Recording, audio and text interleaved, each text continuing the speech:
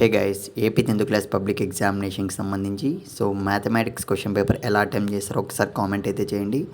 Almost మన subscribers అందరూ బాగానే రాశారని అయితే ఎక్స్పెక్ట్ చేస్తున్నా.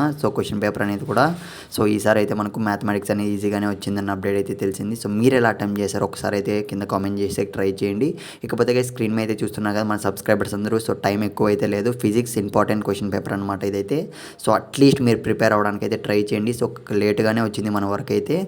కాకపోతే మీకు ముందుగానే అప్లోడ్ అయితే చేస్తున్నా, ఖచ్చితంగా అయితే మీరు ప్రిపేర్ అవ్వడానికి అయితే ట్రై చేయండి గైస్. ఇంకో విషయం ఏమంటే ఈ ఇయర్ మనకు ఫిజిక్స్ క్వశ్చన్ పేపర్ అనేది ఈజీగానే వచ్చే ఛాన్స్ అయితే ఉందని అయితే తెలిసిందనమాట. మీరైతే మాత్రం టెన్షన్ అయితే పడకండి. ప్రిపేర్ అవ్వడానికి అయితే ట్రై చేయండి. ఇప్పటికే ప్రిపేర్ అయ్యి ఉంటారు అనుకుంటున్నా. అట్లీస్ట్ మీరు ప్రిపేర్ అయ్యండి. దాంతో పాటుగా మీరు ఈ క్వశ్చన్ పేపర్ కూడా ప్రిపేర్ అయిపోండి వెంటనే. ఇకపోతే తెలుగు మీడియం మన సబ్స్క్రైబర్స్ ఉన్నారనుకుంటున్నా, ఉంటే కింద కామెంట్ అయితే చేయండి. తెలుగు మీడియం పేపర్ కూడా కొద్దిగా లేట్ అవుతుంది. నేనైతే అప్లోడ్ అయితే చేస్తాను. మన వరకు వచ్చేకి వేరే సార్ అయితే సెండ్ చేస్తా అన్నాడు, అందుకే చెప్తున్నా లేట్ అవుతుంది కొద్దిగా అయితే.